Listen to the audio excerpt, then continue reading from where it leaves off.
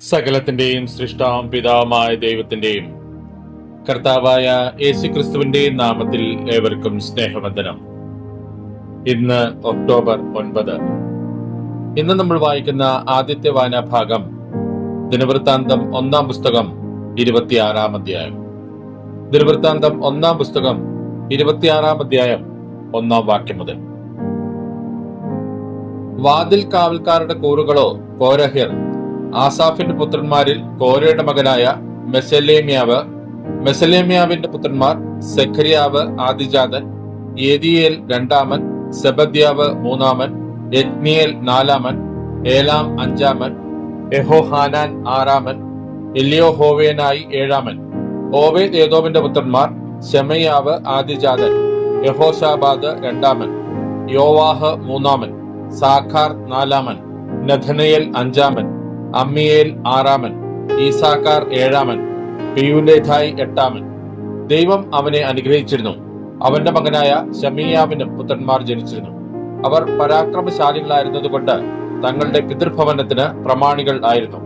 ശെമയ്യാവിന്റെ പുത്രന്മാർ Othni, രഫായേൽ, Obed, Elzabad. അവന്റെ സഹോദരന്മാർ പ്രാപ്തന്മാരായിരുന്നു, ഏലീഹു, ശെമയ്യാവ്. ഇവർ എല്ലാവരും ഓബേദ് ഏദോമിന്റെ പുത്രന്മാരുടെ കൂട്ടത്തിലുള്ളവർ. അവരും പുത്രന്മാരും സഹോദരന്മാരും ശുശ്രൂഷയ്ക്ക് അതിപ്രാപ്തന്മാരായിരുന്നു. ഇങ്ങനെ ഓബേദ് ഏദോമിനുള്ളവർ 62 പേർ. മെശേലേമ്യാവിന്റെ പ്രാപ്തന്മാരായ പുത്രന്മാരും സഹോദരന്മാരും 18 പേർ. മെരാരി പുത്രന്മാരിൽ ഹോസായ്ക്ക് പുത്രന്മാർ ഉണ്ടായിരുന്നു. സിമ്രി തലവൻ. ഇവൻ ആദ്യജാതൻ അല്ലെങ്കിലും അവന്റെ അപ്പൻ അവനെ തലവനാക്കി. ഹിൽക്യാവ് രണ്ടാമൻ, പെദല്യാവ് മൂന്നാമൻ, സെഖര്യാവ് നാലാമൻ. ഹോസയുടെ പുത്രന്മാരും സഹോദരന്മാരും എല്ലാം കൂടെ 13 പേർ. വാതിൽ കാവൽക്കാരുടെ ഈ കൂറുകൾക്ക് അവരുടെ തലവന്മാർക്ക് തന്നെ യഹോവയുടെ ആലയത്തിൽ ശുശ്രൂഷ ചെയ്യുവാൻ തങ്ങളുടെ സഹോദരന്മാർക്ക് എന്ന പോലെ ഉദ്യോഗങ്ങൾ ഉണ്ടായിരുന്നു. അവർ ചെറിയവനും വലിയവനും ഒരുപോലെ പിതൃഭവനമായി അതത് വാതിലിന് ചീട്ടിട്ടു. കിഴക്കേ വാതിലിന്റെ ചീട്ട് ശെലെമ്യാവിന് വന്നു. പിന്നെ അവർ അവന്റെ മകനായി വിവേകമുള്ള ആലോചനക്കാരനായ സെഖര്യാവിന് വേണ്ടി ചീട്ടിട്ടു. അവന്റെ ചീട്ട് വടക്കേ വാതിലിന് വന്നു. തെക്കേ വാതിലിന്റേത് ഓബേദ് ഏദോമിനും പാണ്ഡ്യശാലയുടേത് അവന്റെ പുത്രന്മാർക്കും. കയറ്റമുള്ള പെരുവഴിക്കൽ ശലേഖേത്ത് പടിവാതിലിനരികെ പടിഞ്ഞാറേ വാതിലിന്റേത് ശുപ്പീമിനും ഹോസയ്ക്കും വന്നു. ഇങ്ങനെ കാവലിനരികെ കാവലുണ്ടായിരുന്നു. കിഴക്കേ വാതിൽക്കൽ 6 ലേവ്യരും, വടക്കേ വാതിൽക്കൽ നാളൊന്നിന് 4 പേരും, തെക്കേ വാതിൽക്കൽ നാളൊന്നിന് 4 പേരും, പാണ്ഡ്യശാലയ്ക്ക് ഈ 2 പേരും ഉണ്ടായിരുന്നു. പർപ്പാരിനും പടിഞ്ഞാറ് പെരുവഴിയിൽ 4 പേരും, പർപ്പാരിൽ തന്നെ 2 പേരും ഉണ്ടായിരുന്നു. കോരഹ്യരിലും മെരാരിയിലുമുള്ള വാതിൽ കാവൽക്കാരുടെ കൂറുകൾ ഇവ തന്നെ. അവരുടെ സഹോദരന്മാരായ ലേവ്യർ ദേവാലയത്തിലെ ഭണ്ഡാരത്തിനും വിശുദ്ധ വസ്തുക്കളുടെ ഭണ്ഡാരത്തിനും മേൽവിചാരകരായിരുന്നു. ലേഥാന്റെ പുത്രന്മാർ ലേഥാന്റെ കുടുംബത്തിലുള്ള ഗെർശോന്യരുടെ പുത്രന്മാർ. ഗെർശോന്യനായ ലേഥാന്റെ പിതൃഭവന തലവന്മാർ യെഹിയേലിയർ ആയിരുന്നു. യെഹിയേലിന്റെ പുത്രന്മാർ സേഥാം, അവന്റെ സഹോദരൻ യോവേൽ. ഇവർ യഹോവയുടെ ആലയത്തിലെ ഭണ്ഡാരത്തിന് മേൽവിചാരകരായിരുന്നു. അമ്രാമ്യർ, ഇസ്ഹാര്യർ, എബ്രോന്യർ, ഊസിയലർ എന്നിവരോ മോശയുടെ മകനായ ഗെർശോമന്റെ മകൻ ശെബുവേൽ ഭണ്ഡാരത്തിന് മേൽവിചാരകനായിരുന്നു. എലിയേസരിൽ നിന്ന് ഉത്ഭവിച്ച അവന്റെ സഹോദരന്മാരോ അവന്റെ മകൻ രഹബ്യാവ്, അവന്റെ മകൻ യെശയ്യാവ്, അവന്റെ മകൻ യോരാം, അവന്റെ മകൻ സിക്രി, അവന്റെ മകൻ ശെലോമീത്ത്.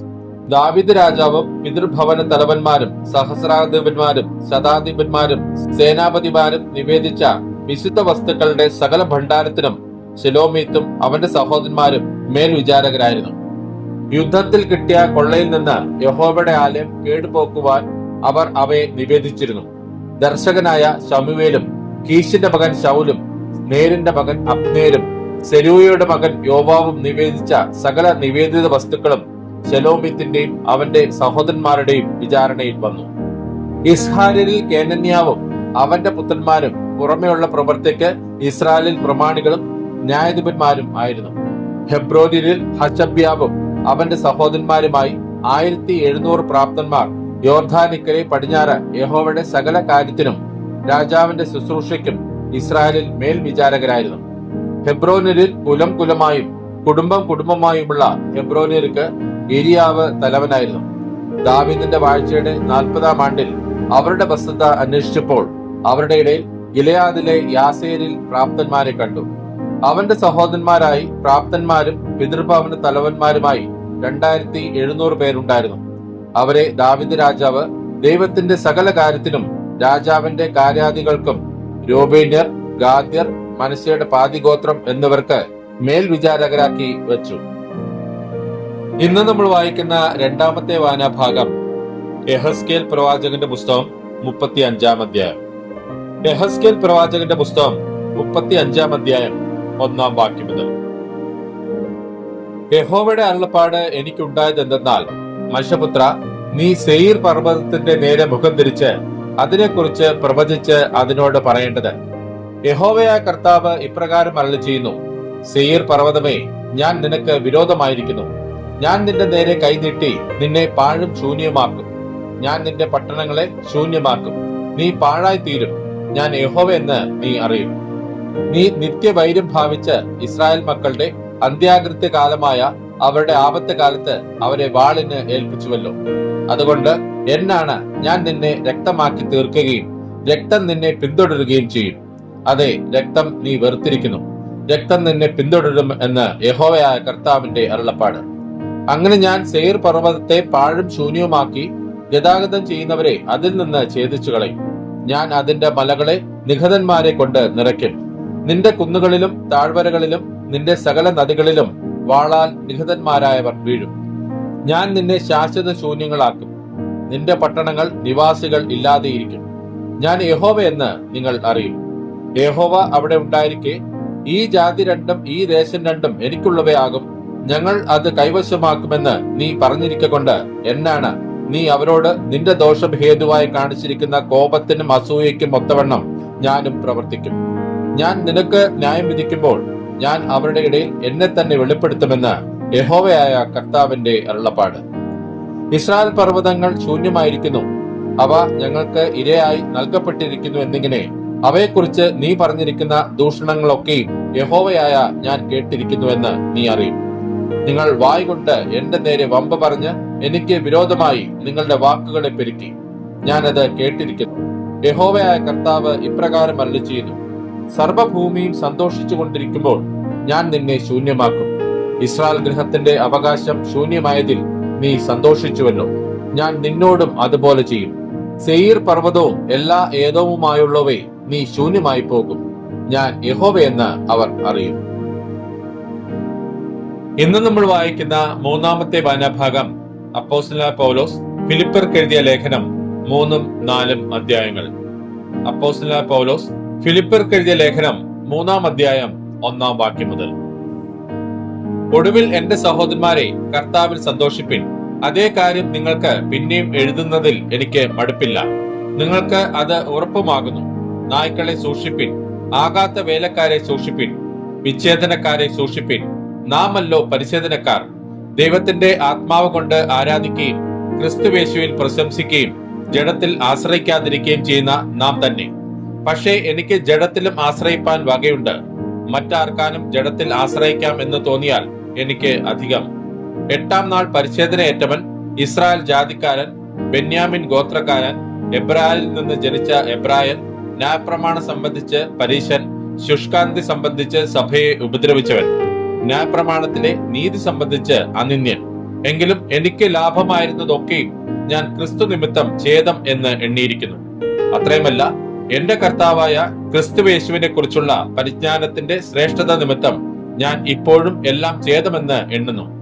ഞാൻ ക്രിസ്തുവിനെ നേടേണ്ടതിനും ന്യായപ്രമാണത്തിൽ നിന്നുള്ള എന്റെ സ്വന്തം നീതിയല്ല, ക്രിസ്തുവിലുള്ള വിശ്വാസം മൂലം ദൈവം വിശ്വസിക്കുന്നവർക്ക് നൽകുന്ന നീതി തന്നെ ലഭിച്ച് അവനിൽ ഇരിക്കേണ്ടതിനും അവന്റെ മരണത്തോട് അനുരൂപപ്പെട്ടിട്ട് അവനെയും അവന്റെ പുനരുദ്ധാനത്തിന്റെ ശക്തിയും അവന്റെ കഷ്ടാനുഭവങ്ങളുടെ കൂട്ടായ്മയും അനുഭവിച്ചറിയേണ്ടതിനും ഇങ്ങനെ വല്ല വിധേനയും മരിച്ചവരുടെ ഇടയിൽ നിന്നുള്ള പുനരുദ്ധാനം പ്രാപിക്കണമെന്നും വെച്ചും ഞാൻ അവന്റെ നിമിത്തം എല്ലാം ഉപേക്ഷിച്ച് ചവറ് എന്ന് എണ്ണുന്നു.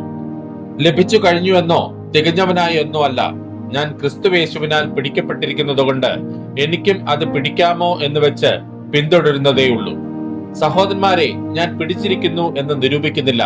ഒന്നും ഞാൻ ചെയ്യുന്നു, പിമ്പിലുള്ളത് മറന്നും മുമ്പിലുള്ളതിന് ആഞ്ഞും കൊണ്ട് ക്രിസ്തുയേശുവിൽ ദൈവത്തിന്റെ പരമവിളിയുടെ വിരുദ്ധനായി ലാക്കിലേക്ക് ഓടുന്നു. നമ്മിൽ തികഞ്ഞവരൊക്കെയും ഇങ്ങനെ തന്നെ ചിന്തിച്ചുകൊള്ളുക. വല്ലതിലും നിങ്ങൾ വേറെ വിധമായി ചിന്തിച്ചാൽ ദൈവം അതും നിങ്ങൾക്ക് വെളിപ്പെടുത്തി തരും. എന്നാൽ നാം പ്രാപിച്ചിരിക്കുന്ന പരിജ്ഞാനം തന്നെ അനുസരിച്ച് നടക്കുക. സഹോദരന്മാരെ, നിങ്ങൾ എല്ലാവരും എന്നെ അനുകരിപ്പിൻ. ഞങ്ങൾ നിങ്ങൾക്ക് കാണിച്ച മാതൃക പ്രകാരം നടക്കുന്നവരെയും കുറിക്കൊള്ളുവിൻ. ഞാൻ പലപ്പോഴും നിങ്ങളോട് പറഞ്ഞതുപോലെ അനേകർ ക്രിസ്തുവിന്റെ ക്രൂശിന് ശത്രുക്കളായി നടക്കുന്നുവെന്ന് ഇപ്പോൾ കരഞ്ഞുകൊണ്ട് പറയുന്നു. അവരുടെ അവസാനം നാശം, അവരുടെ ദൈവം വയറ്. ലജ്ജയായതിൽ അവർക്ക് മാനം തോന്നുന്നു. അവർ ഭൂമിയിലുള്ളത് ചിന്തിക്കുന്നു. നമ്മുടെ പൗരത്വമോ സ്വർഗത്തിൽ ആകുന്നു. അവിടെ നിന്ന് കർത്താവായ യേശുക്രിസ്തു രക്ഷിതാവായി വരുമെന്ന് നാം കാത്തിരിക്കുന്നു. അവൻ സകലവും തനിക്ക് കീഴ്പ്പെടുത്തുവാൻ കഴിയുന്ന തന്റെ വ്യാപാര ശക്തി കൊണ്ട് നമ്മുടെ താഴ്ചയുള്ള ശരീരത്തെ തന്റെ മഹത്വമുള്ള ശരീരത്തോട് അനുരൂപമായി രൂപാന്തരപ്പെടുത്തും. അപ്പോസ്തലനായ പൗലോസ് ഫിലിപ്പിയർക്ക് എഴുതിയ ലേഖനം 4-ാം അധ്യായം 1-ാം വാക്യം മുതൽ. അതുകൊണ്ട് എന്റെ പ്രിയരും വാഞ്ചിതരുമായ സഹോദരന്മാരെ, എന്റെ സന്തോഷവും കിരീടവുമായുള്ളവരെ, ഇങ്ങനെ കർത്താവിൽ നിലനിൽപ്പിൻ. പ്രിയമുള്ളവരെ, കർത്താവിൽ ഏകചിന്തയോടിരിപ്പാൻ ഞാൻ ലുവോദിയെയും സുന്തുകയെയും പ്രബോധിപ്പിക്കുന്നു. സാക്ഷാൽ ഇണയാളിയായുള്ളവേ, അവർക്ക് തുണ നിൽക്കണമെന്ന് ഞാൻ നിന്നോടും അപേക്ഷിക്കുന്നു. ജീവപുസ്തകത്തിൽ പേരുള്ള ക്ലെമന്ത് മുതലായ എന്റെ കൂട്ടുവേലക്കാരുമായി ആ സ്ത്രീകൾ എന്നോടുകൂടെ സുവിശേഷ ഘോഷണത്തിൽ പോരാടിയിരിക്കുന്നു. കർത്താവിൽ എപ്പോഴും സന്തോഷിപ്പിൻ, സന്തോഷിപ്പിൻ എന്ന് ഞാൻ പിന്നെയും പറയുന്നു. നിങ്ങളുടെ സൗമ്യത സകല മനുഷ്യരും അറിയട്ടെ. കർത്താവ് വരുവാൻ അടുത്തിരിക്കുന്നു. ഒന്നിനെക്കുറിച്ചും വിചാരപ്പെടരുത്. എല്ലാറ്റിലും പ്രാർത്ഥനയാലും അപേക്ഷയാലും നിങ്ങളുടെ ആവശ്യങ്ങൾ സ്തോത്രത്തോടുകൂടെ ദൈവത്തോട് അറിയിക്കത്രേ വേണ്ടത്. എന്നാൽ സകല ബുദ്ധിയും കവിയുന്ന ദൈവസമാധാനം നിങ്ങളുടെ ഹൃദയങ്ങളെയും നിലവുകളെയും ക്രിസ്തുയേശുവിങ്കൽ കാക്കും. ഒടുവിൽ സഹോദരന്മാരെ, സത്യമായതൊക്കെയും ഘനമായതൊക്കെയും നീതിയായതൊക്കെയും നിർമ്മലമായതൊക്കെയും രമ്യമായതൊക്കെയും സൽകീർത്തിയായതൊക്കെയും സൽഗുണമോ പുകഴ്ചയോ അതൊക്കെയും ചിന്തിച്ചുകൊള്ളുവിൻ. എന്നോട് പഠിച്ചും ഗ്രഹിച്ചും കേട്ടും കണ്ടുമുള്ളത് പ്രവർത്തിപ്പിൻ. എന്നാൽ സമാധാനത്തിന്റെ ദൈവം നിങ്ങളോടുകൂടെ ഇരിക്കും. നിങ്ങൾ പിന്നെയും എനിക്ക് വേണ്ടി വിചാരിപ്പാൻ തുടങ്ങിയതിനാൽ ഞാൻ കർത്താവിൽ വളരെ സന്തോഷിച്ചു. മുമ്പേ തന്നെ നിങ്ങൾക്ക് വിചാരമുണ്ടായിരുന്നു, എങ്കിലും അവസരം കിട്ടിയില്ല. ബുദ്ധിമുട്ട് നിമിത്തമല്ല ഞാൻ പറയുന്നത്. ഉള്ള അവസ്ഥയിൽ അലഭാവത്തോടിരിപ്പാൻ ഞാൻ പഠിച്ചിട്ടുണ്ട്. താഴ്ചയിലിരിപ്പാനും സമൃദ്ധിയിലിരിപ്പാനും എനിക്ക് അറിയാം. തൃപ്തനായിരിക്കാനും വിശന്നിരിപ്പാനും സമൃദ്ധിയിലിരിപ്പാനും ബുദ്ധിമുട്ട് അനുഭവിപ്പാനും എല്ലാം ഞാൻ ശീലിച്ചിരിക്കുന്നു. എന്നെ ശക്തനാക്കുന്നവൻ മുഖാന്തരം ഞാൻ സകലത്തിനും മതിയാകുന്നു. എങ്കിലും എന്റെ കഷ്ടതയിൽ നിങ്ങൾ കൂട്ടായ്മ കാണിച്ചത് നന്നായി. ഫിലിപ്പിലെ സുവിശേഷ ഘോഷണത്തിന്റെ ആരംഭത്തിൽ ഞാൻ മക്കദോനിയിൽ നിന്ന് പുറപ്പെട്ടാറെ നിങ്ങൾ മാത്രമല്ലാതെ ഒരു സഭയും വരവ് ചിലവ് കാര്യത്തിൽ എന്നോട് കൂട്ടായ്മ കാണിച്ചില്ല എന്ന് നിങ്ങളും അറിയുന്നു. തെസലോനിക്കയിലും എന്റെ ബുദ്ധിമുട്ട് തീർപ്പാൻ നിങ്ങൾ 1-2 വട്ടം അയച്ചു തന്നുവല്ലോ. ഞാൻ ദാനം ആഗ്രഹിക്കുന്നു എന്നല്ല, നിങ്ങളുടെ കണക്കിലേക്ക് ഏറിയ ഫലം അത്രേ ആഗ്രഹിക്കുന്നത്. ഇപ്പോൾ എനിക്ക് വേണ്ടുന്നത് എല്ലാം ഉണ്ട്, സമൃദ്ധിയായും ഇരിക്കുന്നു. നിങ്ങൾ അയച്ചു തന്നത് സൗരഭ്യവാസനയായി ദൈവത്തിന് പ്രസാദവും സുഗ്രാഹ്യവുമായ യാഗമായി എപ്പഫ്രോദിത്തോസിന്റെ കൈയാൽ ഞാൻ പ്രതിഗ്രഹിച്ച് തൃപ്തനായിരിക്കുന്നു. എന്റെ ദൈവമോ നിങ്ങളുടെ ബുദ്ധിമുട്ടൊക്കെ മഹത്വത്തോടെ തന്റെ ധനത്തിനൊത്തവണ്ണം ക്രിസ്തുയേശുവിൽ പൂർണ്ണമായി തീർത്തു തരും. നമ്മുടെ ദൈവവും പിതാവുമായവന് എന്നേക്കും മഹത്വം. ആമേൻ. ക്രിസ്തുയേശുവിൽ ഓരോ വിശുദ്ധനെയും വന്ദനം ചെയ്യുവിൻ. എന്നോടുകൂടെയുള്ള സഹോദരന്മാർ നിങ്ങളെ വന്ദനം ചെയ്യുന്നു. വിശുദ്ധന്മാർ എല്ലാവരും, വിശേഷാൽ കൈസരുടെ അരമനയിലുള്ളവരും നിങ്ങളെ വന്ദനം ചെയ്യുന്നു. കർത്താവായ യേശുക്രിസ്തുവിന്റെ കൃപ നിങ്ങളുടെ ആത്മാവിനോടുകൂടെ ഇരിക്കുമാറാകട്ടെ. ഇന്ന് നമ്മൾ വായിച്ചു കേട്ട ഈ വേദഭാഗങ്ങളാൽ പിതാവായ ദൈവത്തിൽ നിന്നും കർത്താവായ ക്രിസ്തുയേശുവിൽ നിന്നും ഏവർക്കും കൃപയും കനിവും സമാധാനവും ഉണ്ടാകട്ടെ. ആമേൻ.